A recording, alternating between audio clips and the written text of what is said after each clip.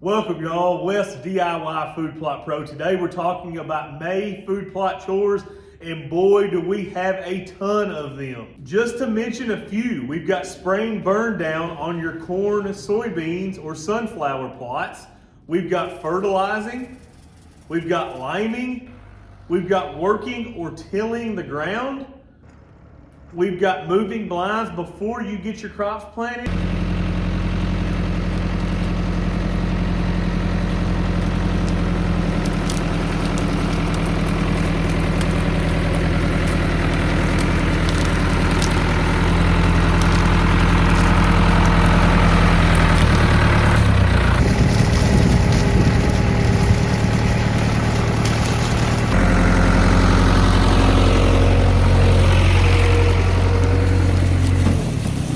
We have alfalfa prep work for the fall's food plots. We also have minerals to put out if legal to do so in your area. Let's talk about spraying burn down. When I sprayed all my food plots, which was a couple days ago, I sprayed all of them with Roundup, glyphosate, Class Act, Dual, and Elevore. That's going to give you a lot of contact to kill a lot of what's there right now before it gets huge. 10 days after we sprayed here, and boy, we smoked her hind end, got a good kill. A lot of the tougher weeds are still dying. They will die from what we sprayed, but boy, that looks really good after only about 10 days of cold weather. Usually it takes the chemical just a little bit longer when it's cold and rainy like that. And that's going to give me a little bit of residual to hold me till planting time.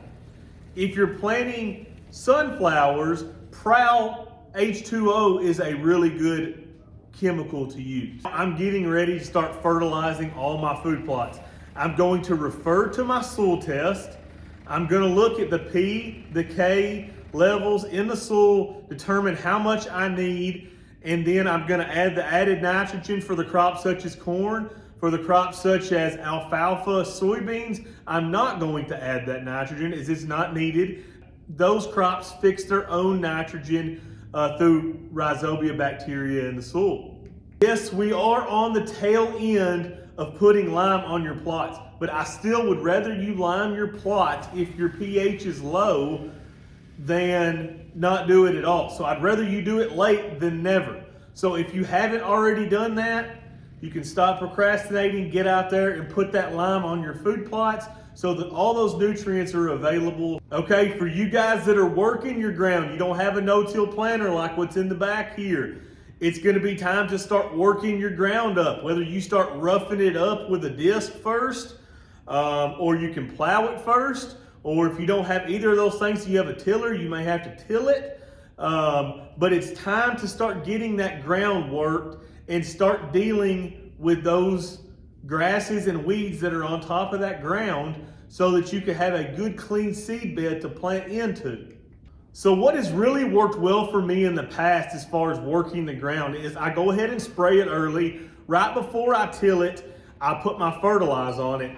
I till it, I wait 7 to 10 days, or after a good rain, you'll start having a lot of good growth on things, and I go in and spray it again, and then I'm ready to plant.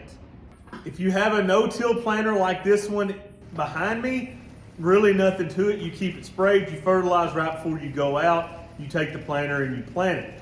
This is a super busy time for us as far as May goes. We've got sunflowers for doves coming in. They need to be planted in May. We've got soybeans to plant for deer. We've got corn to plant for deer. So we have a lot going on right now in the month of May for our food plots. If I need to readjust the blind, this is the time that you need to be doing that. A, because it gives the deer a lot longer time to get used to it, and B, because you're not running over all your food plots once they're already out there. But I like to go ahead and move my blinds, readjust those blinds however I feel like I needed to, from observing how effective they were last hunting season. This is a great time to do that. Now we've got alfalfa and clover prep work for this fall. Clover not as much, but alfalfa absolutely. I'm planning an alfalfa plot for this fall. I know my pH is down. I've already got a soil test. I know my P is low, my K is pretty high, so I'm gonna need to add a lot of P, and I'm gonna go ahead and add it right now. Because as I've told you in my alfalfa video, alfalfa likes old P and K, okay? So you don't need to put that on right before you plant.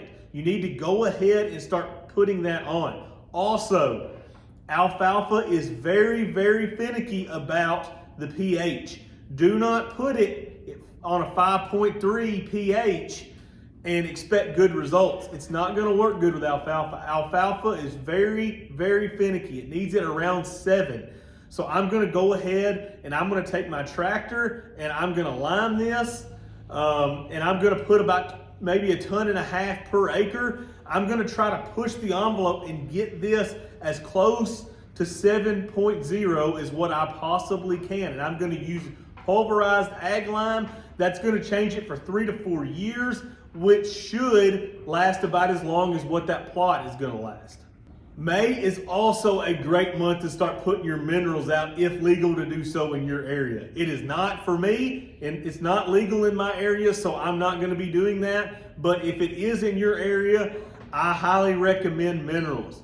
When we got into the CWD ban, the corn ban did not bother me at all. What really killed me was the minerals. I really like those deer having those minerals. It's so much easier to get pictures.